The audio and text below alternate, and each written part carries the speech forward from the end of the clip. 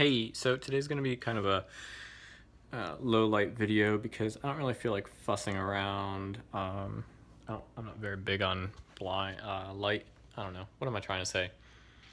I'm not bothered by low light. Like a dim house doesn't technically bother me. I do enjoy brightly lit areas, of course. Natural light. I grew up in a house that was, gosh, it was this one side was basically all windows, facing. I don't think it was. I think it was actually facing north, but I mean, it's still just like the whole house was just illuminated all day long. Um, but anyway, whatever. Point is, if there's a point, I'm not gonna bother with it. Low light, you can see me. You don't even need to see me. You can just listen to me. That's what these are all about, right?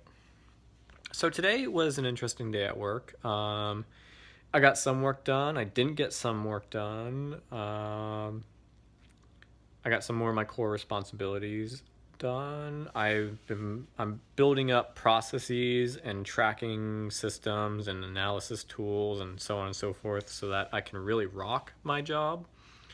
So I got some of that groundwork laid today. I think I made a little money today. Hmm. You know, outside of my salary, I mean. Um, Customer came in, really cool customer, pleasure to talk to. Apparently he drives for Uber, but not people, packages and food and whatnot. Um, I was probably aware that was a thing, but like most people, I also probably forgot about it. So that's interesting. I may have talked about this before. My new position, it's not as glamorous um, from a pay side of things. So like it has technically limited upside. It's technically a more limited upside. It's in a vague sense it's unlimited, but in reality it's kind of limited. So I do have a little bit of apprehension, a little concern as to whether or not I'll actually be able to make enough money. I'm someone with low expenses overall, but there's a limit to how low those expenses get. Like there's the four walls of basic expenses, right? Food, transportation, clothing, and shelter. At least that's the way I think about it. And that comes from Dave Ramsey. Love or hate the guy and what he teaches, he's got the basics down. So like food, shelter, and transportation are things that are kind of fixed expenses for me. Shelter and transportation mostly fixed. Food's a little bit. Sometimes I get extravagant there. It's not as fixed. It's kind of variable. But I have to eat, so there's like a minimum. Clothing I don't really buy a whole lot of in the last few years. Actually, most of my, I don't know. Like I have periodic splurges. Usually like when starting a new job or something and I want some new stuff. I don't usually. It depends. If I'm like flush with cash because I've been budgeting really well, I might treat myself as the seasons change. I love sweaters, so I often buy like new sweaters. Oh gosh, sweater weather is coming. I'm so excited, but I just don't really have the spare money right now. Um, but yeah, food, shelter, clothing, or food, clothing, food, transportation, shelter. Point being, I generally keep my expenses low. I'm not very big on just buying random stuff. I used to be worse about it. I've made some really dumb purchases in the past. Um, I'm a partial minimalist. I'm not. I have clutter. I have junk. I got stuff. I got a lot of books. Like I got stuff. I'm not like a perfect minimalist. Minimalism is also a very personal thing, But I mean, I would like to get rid of a lot of stuff that I have. I would like to become a lot less ownership. There's a lot. Yes, I have way more stuff than I want to have. I'm also not very good at getting rid of stuff. But that's for reasons I won't go into right now. But point being, in the last few years, I don't really buy much aside from like necessities, things that actually add value to life.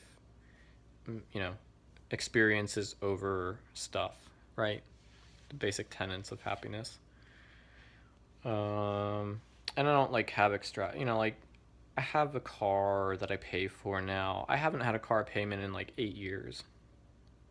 8 years? Yeah.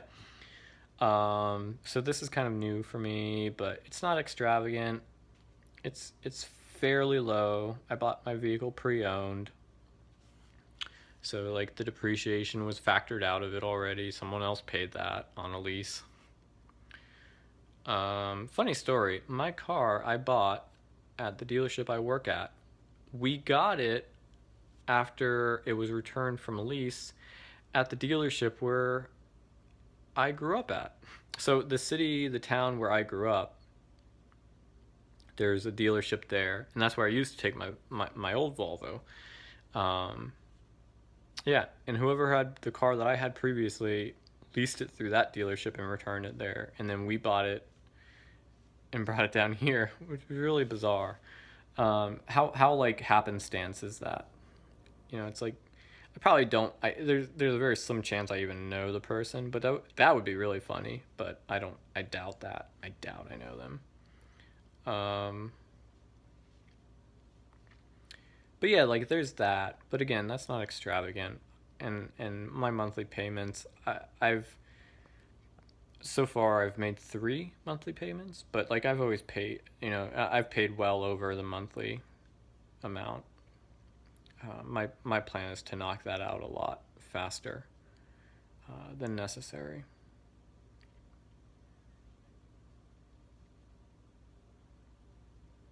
I was going to really accelerate it, but now I have to be careful in my new position to find out just how much money I can actually earn. Because it's variable and we're still figuring out the details of the job.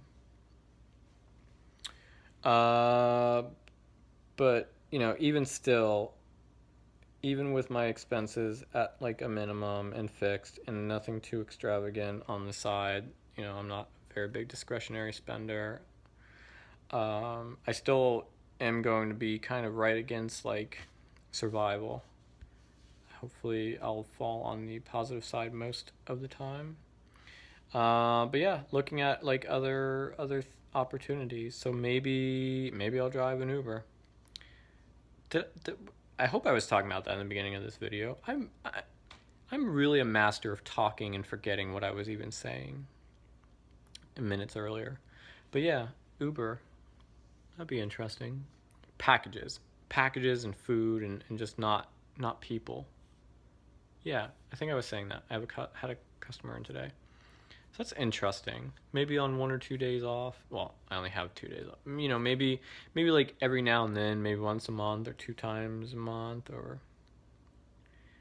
maybe weekends, nights, weekends, days off, whatever. I don't know. Maybe a couple times a month. I don't know what kind of real income opportunities there are. I mean, obviously you gotta factor in you're driving more, so there's increased maintenance and fuel and your insurance, depending on how much you drive and what your insurance is priced to. Yeah, there's costs, but yeah, I wonder what kind of income I can actually earn. This gig economy scares me because there's so many opportunities out there for people who are going to hustle, but so many of the gigs just don't pay well. I mean, you look at like Fiverr or TaskRabbit or like all that stuff, and it's like, oh yeah, there's millions of gigs, or thousands, tens of thousands, hundreds of thousands maybe of gigs out there, but it's like nickel and diming your way, death by 1,000 paper cuts, whatever the reverse of that is. Like you complete 1,000 gigs, but will you even get $1,000? Like,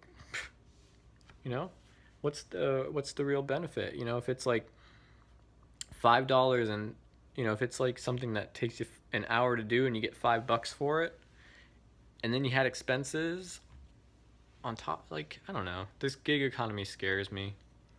I really wonder how feasible it is. You know, like how hard you have to work to make it work. For those people who not automate, you know, like Fiverr, you can game that, you can automate, you can sell services and then turn around and resell that. You can buy the service somewhere else cheaper and then sell it on Fiverr. You know, like you could do something like, I don't know, maybe they've cracked down on this, but like sell 1,000 likes on Facebook for $5, but then you can turn around and buy them somewhere else for like $1. It's arbitrage, you know. But you got it. The real value comes in automating that, or having like go-tos or whatever. Anyway, there's money to be made. Anything with an exchange of cash. Someone can make money from it, but the vast majority of people are probably turning to the gig economy because either they don't have a skill set or they don't have, you know, time, or I mean there's some, often probably some kind of limitation. Not everybody. Some people literally just don't want to work for someone else. But it's supplemental, and I think that's how you have to look at it. You have to make it supplemental. If you're going to really full-time the gig economy, then you're going to have to hustle. Probably harder than if you're just working for somebody else. But anyway, this is going long and I'm rambling. But I'm here. Like, comment, favorite, subscribe, share. Toodly toodly too. I'll see you all tomorrow. Bye.